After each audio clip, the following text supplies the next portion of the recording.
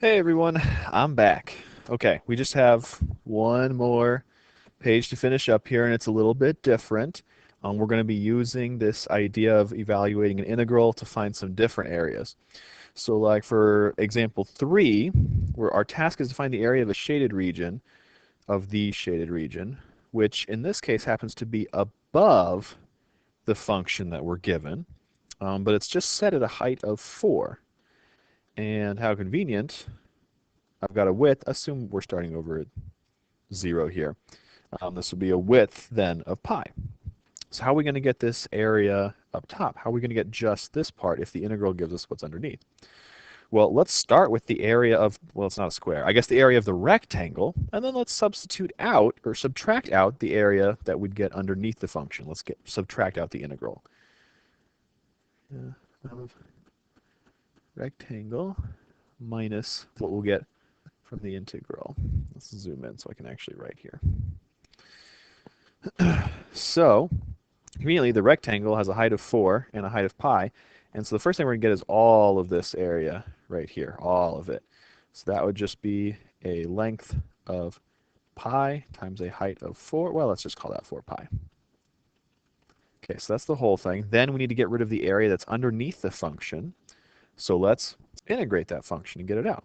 We'll integrate from 0 to pi. And then the function is 2 plus the sine of x dx. And okay, now we just have to figure out what's that integral. So let's first antiderive. Our antiderivative of 2 would be 2x. We've done that one a few times now today. And then, ooh, the antiderivative of sine is kind of hard. So if you were deriving, it goes sine, cosine, negative sine, negative cosine, and then back to sine. Right? These are deriving every single time going down this chain. So if I was anti-deriving, well, I'd be moving back up one. So I think our antiderivative here is going to be negative cosine. And then we need to evaluate this between 0 and pi. And then we'll subtract it out of the 4 pi. So let's see. We get 4 pi minus, I'm going to do a big old set of parentheses, I guess brackets here. And then let's see. So we'd have our first one would be 2 pi minus the cosine of pi. And then I got to go back and I got to plug in 0 as well. So 2 times 0 minus the cosine of 0. Which, let's see. So I'd have 2 pi minus the cosine of pi is 0. Okay. And then minus 2 times 0 is 0. And the cosine of 0 is 1. So we'd have minus negative 1. Well, that'll turn into addition. So I think we have 4 pi minus quantity 2 pi plus 1. God bless. The cosine of pi is not 0. The sine of pi is 0. The cosine of pi is negative 1. This has not been a good afternoon for videos. I'm going to stop after this one. Okay, so there we are. Now we fix it up. And now we can actually do the subtraction. So 4 pi minus 2 pi would just leave us behind with 2 pi, and then I'll subtract these two. That's the area of our region.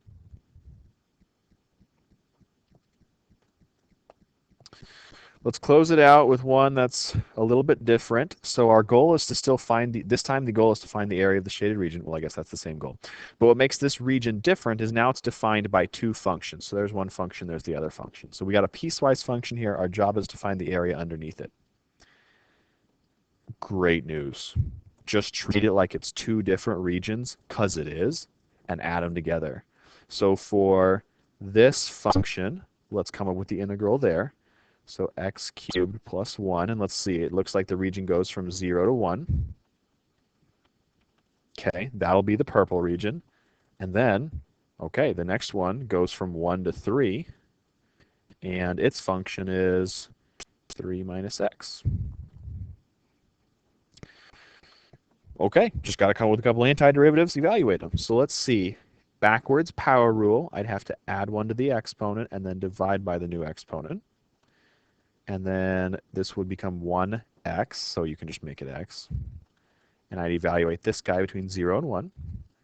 And then I will add the area I get from the other one. So the antiderivative of 3 would be 3x. And then I'm going to power rule the x squared. There's a minus. I'm just going to bring the minus along for the ride. Remember, add 1 to the exponent, divide by the new exponent. Evaluate between the limits.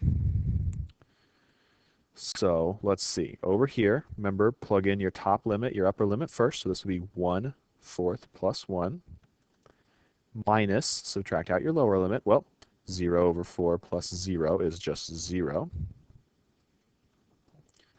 And then let's do the same thing with our other guy. So now we got to plug in 3 for x minus, now plug in 1 for x. 3 times 1 minus 1 squared over 2.